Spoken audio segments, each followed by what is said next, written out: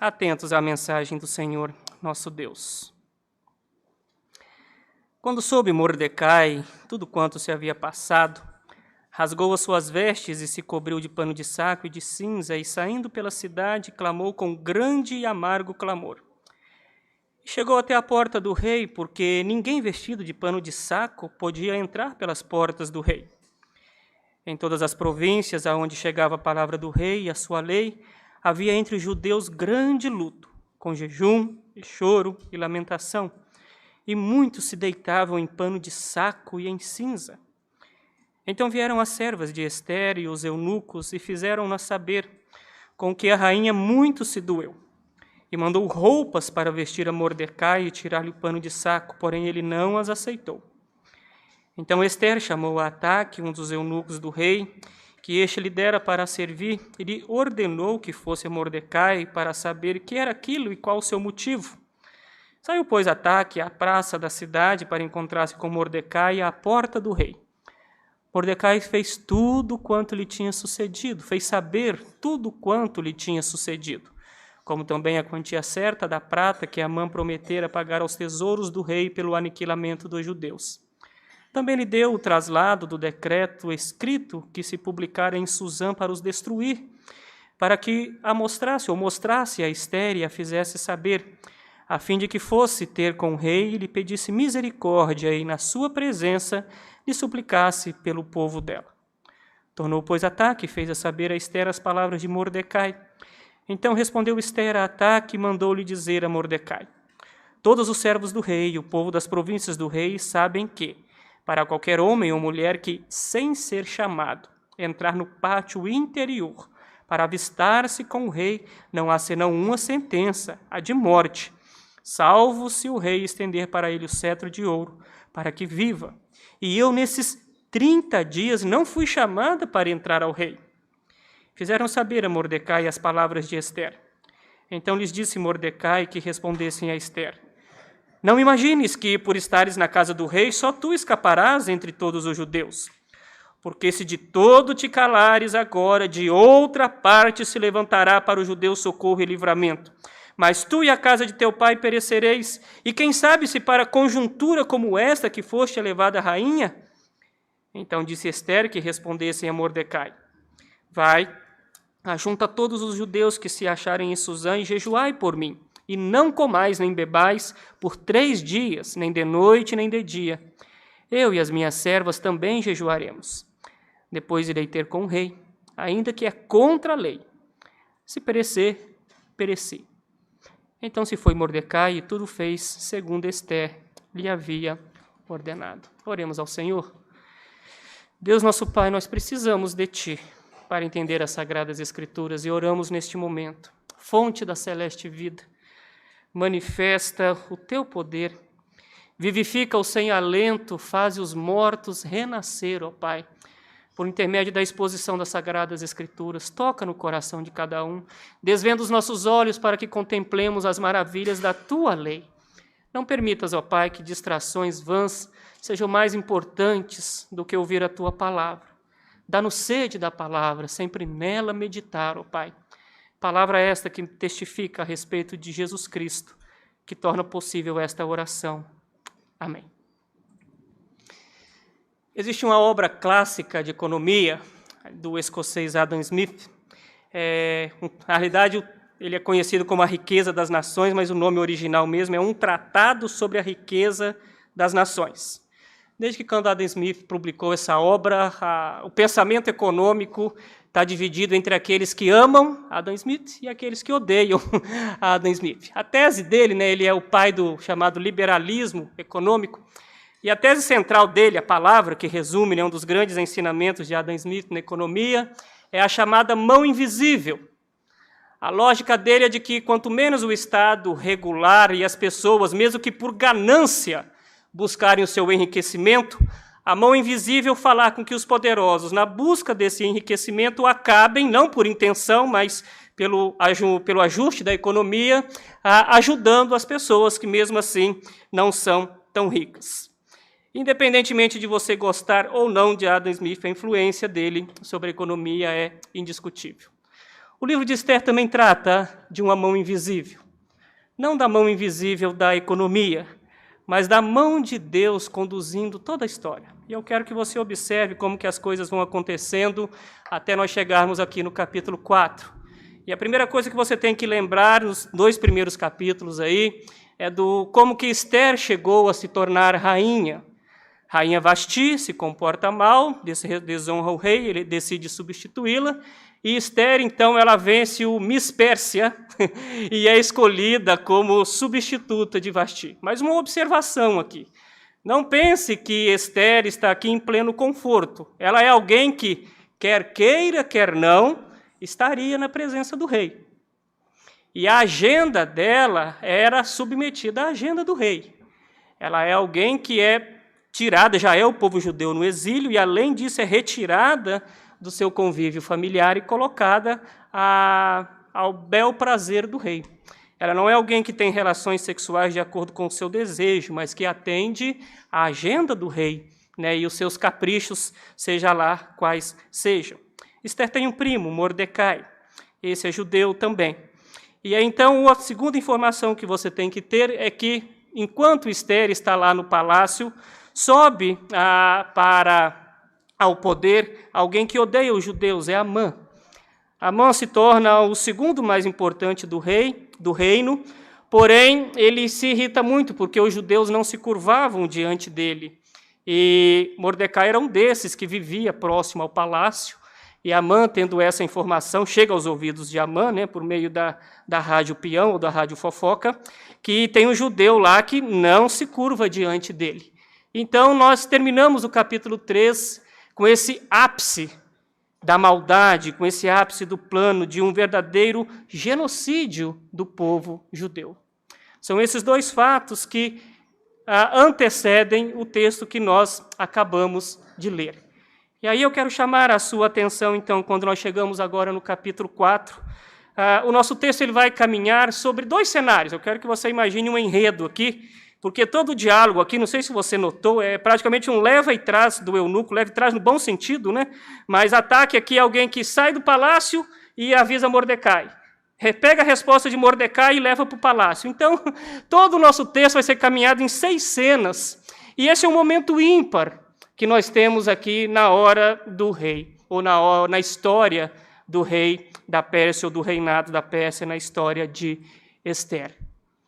Esther está no palácio, bem ou mal, tinha um eunuco, servas, pessoas à sua disposição, muito bem tratada, tratamento de beleza, o que você puder imaginar, né? Aquelas que se casam têm o dia de noiva, né? O dia de princesa, Esther tem isso todos os dias ao seu bel prazer. Ela vive quase que alienada do que acontece lá fora. Só que lá fora, do lado de fora do palácio, existe tristeza, existe um povo que está clamando, existe um povo que está sofrendo. Então, toda a nossa conversa ou a nossa exposição desta noite gira em torno disso. A tristeza do pátio chega ao palácio e é uma hora de tomar grandes decisões. Vamos olhar para o texto, então. Caminhando nessas cenas, sempre vai ser isso, tá? Ou no palácio ou fora do palácio. Se você gosta de ler romances, algumas coisas do tipo assim, imagine, por exemplo, os livros do Sidney Sheldon caminham muito com isso, com os personagens, né? Ele põe o nome de um personagem, põe o enredo, depois põe o nome de outro personagem, faz o enredo, e no fim ele costuma cruzar a história desses 2 personagens. Aqui também nós temos 2 locais que no fim a história deles vão se cruzar. Dê uma olhadinha, então, aí nos 3 primeiros versículos, nessa primeira cena que nós estamos retratando aí, que é tristeza no pátio, tristeza do lado de fora do palácio. O que está acontecendo, então? Como vocês viram até semana passada, existe um decreto de morte dos judeus, e isso foi anunciado em todo o reinado, e isso chega a Mordecai também. Mordecai é alguém que tem acesso ao palácio. Ele, ao que tudo indica, talvez morasse numa casa conjunta ou próxima ao palácio. E ele também tinha uma rede de informantes. Isso é muito interessante. Quando soube Mordecai tudo quanto se havia passado, rasgou as suas vestes e se cobriu de pano de saco e de cinza, e saindo pela cidade, clamou com grande e amargo clamor. Ele, como estava vestido de pano de saco, não podia entrar para as adjacências ou para o interior do palácio. Então, a cena é essa, é o palácio, você tem um pátio externo com uma porta, e nessa porta é onde Mordecai estava. E eu quero que você note nessa primeira cena, já como aplicação para a sua vida, quais são as armas que o povo de Deus tem em momentos cruciais da nossa existência. Chega um dia na nossa vida, ou todos nós passamos, em que nós temos que tomar decisões extremamente importantes.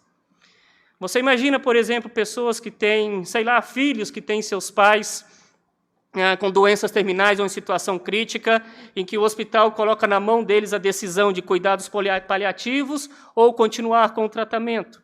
Talvez aos 17 anos, como muitos têm que passar, que eu acho uma covardia, mas tudo bem, faz parte da nossa sociedade, a decisão do curso. Não sei se caso, se compro uma moto, se vendo minha arte na praia, né? É mais ou menos assim que passa na mente dos nossos adolescentes aos 17 anos, mas é uma angústia. Decidir para onde você vai, o que fazer e coisas desse tipo, ter filhos no mundo tão mau, diagnósticos de doenças incuráveis. Tantas coisas fazem com que nós tenhamos um nó na garganta ou sequer saibamos o que fazer. E qual é o recurso que o povo de Deus tem diante de um império mau? Lamento, luto, jejum, choro e lamentação. Grave isso, nós vamos retomar isso mais à frente. Mas o povo de Deus não luta com as armas daqueles que não são de Deus. E aí nós caminhamos para a nossa segunda cena, a notícia, né, de Mordecai em pano de saco na porta do palácio chega a Estéria. E a partir do versículo 4, você tem a notícia, por que eu chamei de alienação no palácio? Eu não sei se você notou aqui. Vieram as servas de Esté, fizeram ela saber, versículo 4, ela muito se doeu. Olha só, a primeira providência de Esther, chega a ser cômico se não fosse trágico, e mandou roupas para vestir a Mordecai e tirar-lhe o pano de saco, porém ele não as aceitou. Eu não sei se você notou aqui, o negócio é de vida ou de morte. Nós estamos com um genocídio sendo proclamado aqui, e a preocupação é assim, de Esther é assim, ai meu Deus, meu primo está fazendo pagar mico, né? Põe roupa nesse homem aí, eu sou uma rainha, não posso ter um primo vestido de pano de saco na porta do palácio. Queima meu filme, o que o rei vai pensar de mim? Que tipo de rainha sou eu, que tenho um primo desse jeito, igual um doido lá na porta do palácio? Os anos de convívio no palácio, o tempo lá, o luxo, transformaram Esther numa pessoa alienada da realidade do seu povo. Lição para nós, rápida, mas grave essa frase também. Também nós, nos bons dias da nossa caminhada, temos a tendência de esquecer aquilo que Deus fez por nós noutros tempos. Existe uma Esther alienada dentro de cada um de nós, principalmente nos tempos bons, em que nós achamos que conquistamos as coisas pelas nossas próprias forças e vamos caminhando nesse sentido. Mas aí então essa mulher que agora está alienada, preocupada com as roupas de Mordecai, ela faz voltar, né, assim que ela recebe a notícia, ela envia um eunuco ela mandou o eunuco, né, providenciar roupas, ele não quis, e agora então nós vamos para uma terceira cena, que eu chamo de mudança de planos no pátio. Ela ficou muito preocupada, chamou o ataque e mandou perguntar, o que é isso, Mordecai? Você rejeitou as roupas que eu lhe enviei? O que está acontecendo? Qual é o motivo? Então, a partir do versículo 6, você tem essa mudança de planos no pátio. Saiu, pois, Ataque, né, o eunuco, à praça da cidade para encontrar-se com Mordecai à porta do rei.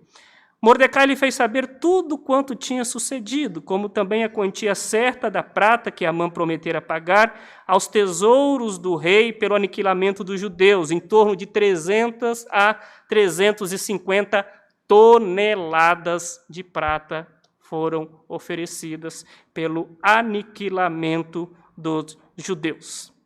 E aí, então, o versículo 8, você tem aí, também lhe deu o traslado, ou seja, o que Mordecai faz? O eunuco chega a ele, Ataque, Mordecai faz questão de traduzir o edito. Lembre-se que o edito tinha sido publicado na lei dos medos e dos persas, na língua, né, persa. O que Mordecai faz? Embora, né, eles, como judeus exilados, eram bilíngues, né, tinham conhecimento da linguagem persa também, mas ele traduz para a linguagem de Ester, ou para a linguagem judaica, para a língua judaica, o edito. Você vai saber quem você é na sua língua original, o que está acontecendo com você. Então é isso que está acontecendo aqui, uma tradução que é enviada pelo eunuco. E por que eu chamei de mudança de planos? Aqui tem uma sutileza fora de série do autor do livro e da narrativa. A fim de que fosse, ou seja, a ideia de Ester ter com o rei foi de Mordecai. A fim de que fosse ter com o rei, lhe pedisse misericórdia na sua presença e lhe suplicasse pelo povo dela. Por que mudança de planos no pátio da parte de Mordecai? Porque, de acordo com o versículo 10 do capítulo 2, Ester não havia declarado nem o seu povo, nem a sua linguagem, pois Mordecai lhe ordenara que não o dissesse. Agora que você é rainha, você não precisa falar que você é judia, não. As coisas estão bem, né? Agora que a nossa vida foi colocada na reta, opa, esse conforto vai acabar. Vamos mudar essa resolução aí de ocultar a sua identidade. Vamos mudar os planos a respeito dessa omissão e agora façamos ou falemos aquilo ou quem nós somos de verdade. E aí nós caminhamos, então, depois dessa resposta de Mordecai, nós voltamos para o palácio, versículos de 9 até o versículo 11. A notícia chega, então, e agora Ester vai ler na sua língua original o edito, e ela começa a sair do seu castelo de princesa e entender a gravidade da situação, né? Não se trata de uma mera indisposição dos persas para com os judeus. É uma questão de vida ou de morte. E aí, então, algumas peculiaridades estão aqui. Primeira peculiaridade, lembre-se, Ester, ela é uma dentre dezenas, talvez centenas de mulheres à disposição do rei. Dependendo do apetite sexual dele, ele poderia variar de mulheres aí, dia após dia, com uma diferente. Às vezes nós criamos a imagem, né, de que a Ester é uma Miss Universo, com todos os privilégios no palácio, mas não é. Né? Ela é apenas mais uma na multidão. Mais uma na multidão. E por que esse perigo, talvez você ache estranho, né? Por que uma pessoa, sendo ela rainha, entrar nos aposentos do rei sem ser avisada poderia causar-lhe a morte? A razão é simples. Os reis, todos os reis, mas principalmente nessa época, Assuero, na corte, estava em guerra. E muitas tramas, muitas conspirações eram feitas contra os governantes. Então, para você ter acesso ao rei, havia todo um aparato, um agendamento, uma fiscalização, todo um protocolo de segurança era feito. Logo, se uma pessoa aparece sem ser anunciada, a desconfiança era enorme, inclusive com pena de morte. Pode ser um espião, uma espiã, pode ser alguém que passou para outro lado, pode ser uma das rainhas querendo me trair, envolvidas com outros reis, ou tendo uma oferta, um suborno, algo desse tipo. Então havia um medo de ser assassinado por parte de Assuero que justificava toda essa fiscalização para as pessoas estarem. Então o risco de morte de Ester era grande e factível, plenamente acessível, plenamente explicável diante das circunstâncias. E então nós caminhamos para uma próxima cena, que agora é uma intimação do pátio. Então, a Ester hesita, olha, para eu me aproximar do rei, não sei, eu não tenho esse acesso livre que você está pensando aí, eu corro risco de morte. Aí chega Mordecai, e aqui talvez seja o nosso ponto de inflexão. Aqui talvez seja o ponto em que Ester teve que decidir qual era a identidade ou qual era a nacionalidade dela. Aqui foi o ponto em que Ester teve que decidir se de fato ela era crente ou não, se ela era judia ou não. Aqui Ester teve que decidir entre servir a Deus ou servir aos confortos do palácio. Entre a olhar que faz parte de uma comunidade, de um grupo, de um povo, em de saber que está inserida num corpo, que tem uma identidade, em saber que ela é filha da aliança, ou em ceder aos prazeres do mundo. E aí Mordecai, então, manda uma intimação para ela entender. Minha filha, ou no caso, minha prima, não pense que você, por estar na casa do rei, vai ser poupada, não. Nós todos, estamos com as nossas cabeças a prêmio. Preste atenção nisso. Você não vai escapar só por causa do seu conforto. E aqui no versículo 14 tem algo formidável que mostra essa providência e a presença divina. Muitos estranham o livro de Ester, Houve até discussão se ele faria parte do cânon bíblico ou não, porque ele não cita o nome de Deus. Mas veja o versículo 14. Porque se de todo te calares agora, de outra parte se levantará para os judeus socorro e livramento. Aqui você tem duas opções para entender esse de outra parte falado por Mordecai.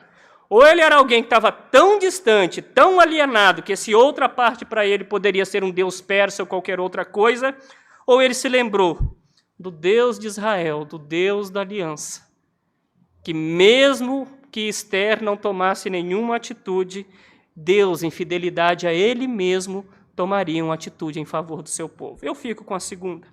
Mordecai, embora tenha falhas ao longo da narrativa, ele mostra ser um homem piedoso e preocupado com o povo de Israel. Porque se de todo te calares de agora, Deus se levantará para os judeus em socorro, em livramento. E ele começa a enxergar a providência divina de uma forma tão bonita, Parte B do versículo 14. E quem sabe se para a conjuntura como esta é que foste elevada rainha. E aí, então, depois da intimação de Mordecai, nós vamos para a última cena, que é Ester se identificando, a identificação de Ester no palácio. Aí ela disse que a Ester que respondesse a Mordecai, vai, ajunta todos os judeus que se acharem e jejuem por mim, e não comais nem bebais por 3 dias, nem de noite nem de dia. Eu e as minhas servas também jejuaremos. Depois irei ter com o rei, ainda que é contra a lei. Se perecer, pereci. A mulher que estava preocupada talvez com unhas, sapatos, belezas e cabelos nos 4 primeiros versículos, ou nos versículos 4 até o versículo 5, agora é alguém que é capaz de dizer, não, nós vamos jejuar. E se eu perecer, pereci, mas perecerei como uma do povo de Deus, perecerei como uma judia. E assim Ester se identifica como alguém do povo de Deus. Pastor, que linda história. Merece um enredo de cinema, isso daí. Alguém poderia ser um bom diretor, e transformar aí num filme de época ou qualquer coisa do tipo. Mas aí fica a pergunta, diante desses fatos, como fica a nossa segunda-feira?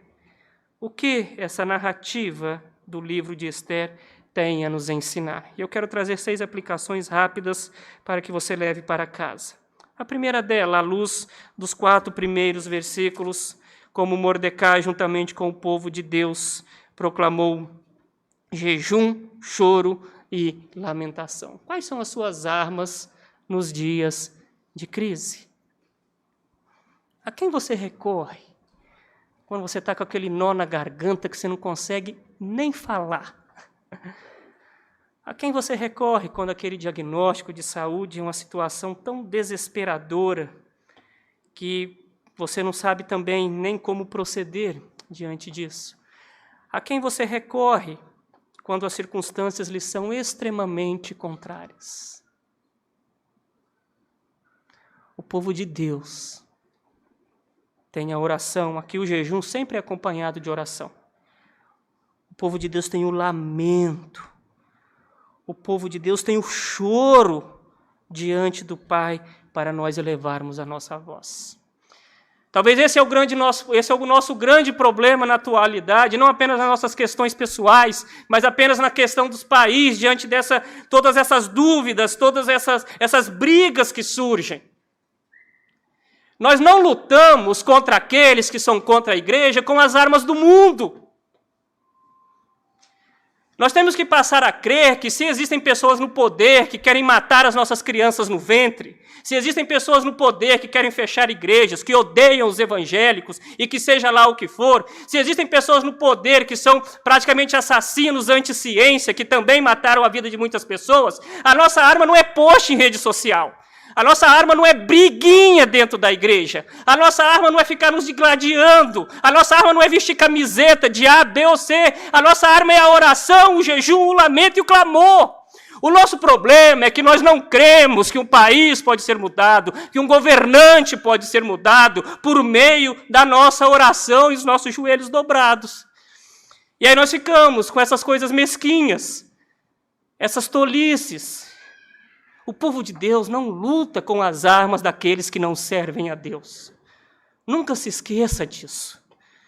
O dia que nós lembrarmos com os nossos joelhos no chão, as nossas lágrimas, as nossas noites de oração, as nossas vigílias, o nosso meditar na palavra de Deus, são capazes sim de mudar um diagnóstico médico, de conseguir uma aprovação, de resolver uma situação burocrática que ninguém tenha conhecido, ninguém tenha conseguido, de reverter uma situação na justiça que você é inocente, mas que aos olhos do mundo é difícil. O dia que nós entendemos que os nossos joelhos dobrados, a nossa oração são capazes disso, nós seremos pessoas diferentes. Quais são as suas armas nos momentos de crise? E é interessante você observar que, mesmo tendo a arma do clamor, da oração, do jejum e do choro, Mordecai não deixou de usar a sua inteligência.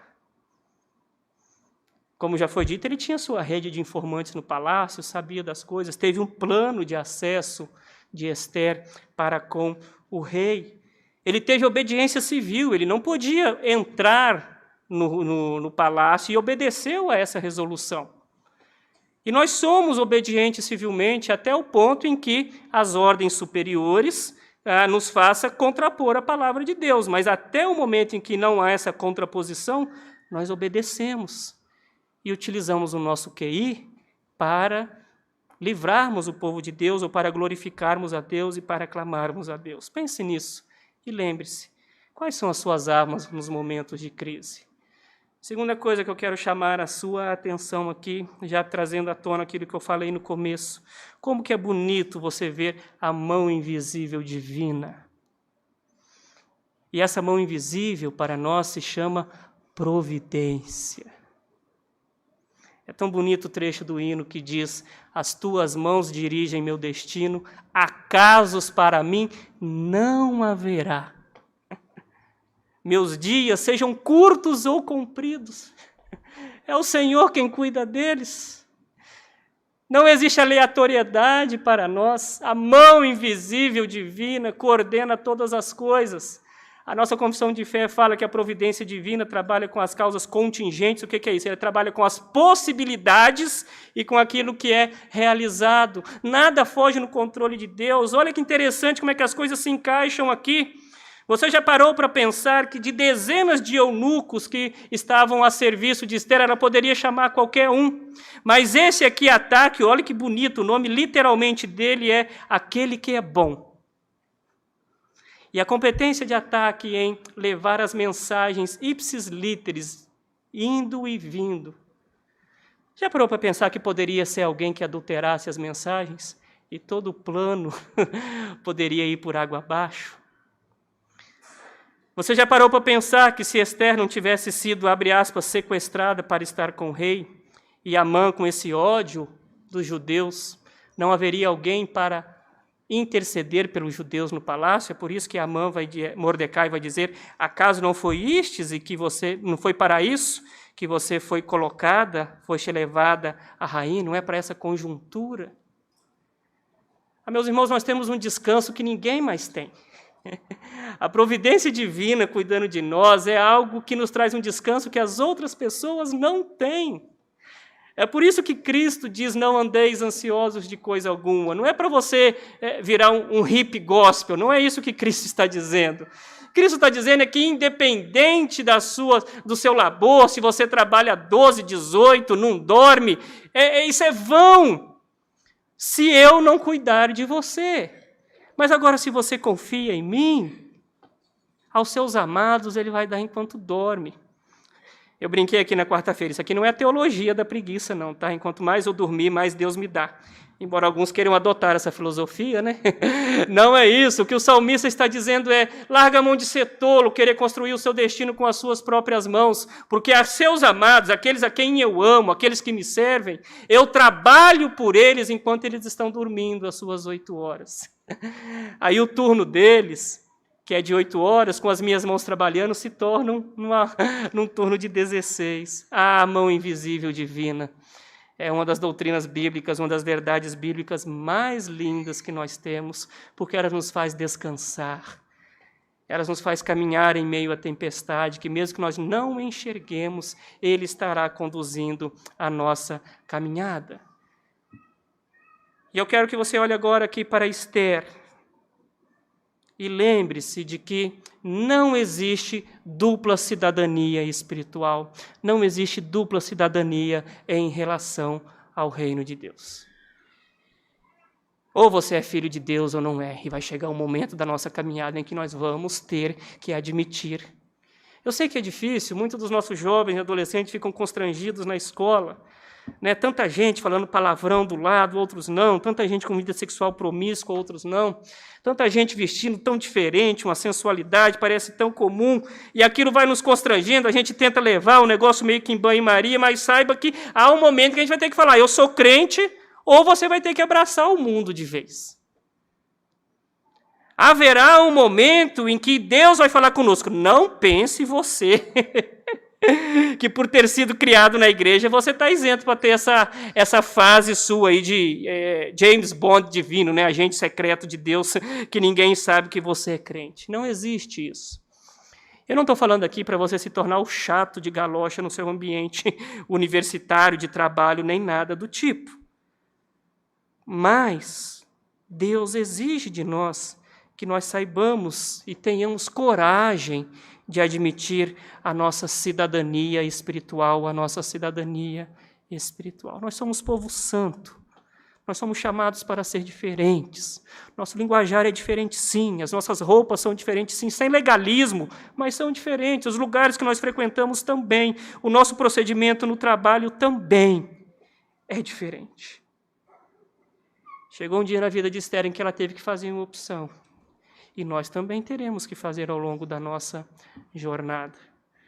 Penúltima aplicação, e aqui para todos, homens e mulheres, mas em especial para as mulheres. O teu corpo não te salva. Esther era linda, talvez uma das preferidas do rei, tinha as graças do palácio, mas um corpinho bonito também iria morrer se não confiasse no Deus vivo. A beleza de Esther não foi suficiente para salvá-la. Mulheres e homens, que hoje em dia isso está dos dois lados, a nossa identidade não é o nosso corpo. A nossa identidade, não faça da sua beleza a sua identidade ou quem você é. Não sustente a sua vida a partir da beleza. Não manipule as pessoas ou tente conquistar vantagem por causa da sua beleza. Não é isso quem define o povo de Deus. Aqueles que não servem a Deus, sim. Podem virar influencers, postar fotos sensuais, viver na academia, seja lá o que for, mas nós não temos a nossa identidade pautada pela forma física. Temos os nossos cuidados, as nossas vaidades, perfeitamente aceitável, tanto para homens para como mulheres. Mas cuidado, você não é o percentual de gordura, você não é a sua altura, não é a quantidade de gominhos na sua barriga que define quem você é. Não são tantos centímetros de bíceps, tríceps, seja lá o que for, que definem quem você é. A nossa identidade é definida por aqueles que servem a Deus. Última aplicação, aliás, penúltima, né? Olhando para onde você trabalha e para onde você está, lembre-se de que Deus colocou você em uma situação ímpar. O que eu quero dizer com isso? Talvez você olhe, mas pastor, Esther era uma rainha, olha que mulher importante. Mordecai era alguém que tinha acesso ao rei. Eu sou um zero à esquerda, ninguém sabe nem meu nome, onde eu trabalho, eu entro mudo e saio calado. Quem sou eu naquela classe da universidade? Quem sou eu na linha de produção daquela empresa? Quem sou eu? Saiba que Deus colocou cada um na geografia divina para exercer o seu papel. Não importa onde você esteja. Talvez você seja frustrado por ficar, talvez, sei lá, numa portaria, né? Aperta o botão, fecha o portão, aperta o botão, abre o portão, alguma coisa do tipo. Mas por meio de uma portaria, você pode abençoar tantas vidas.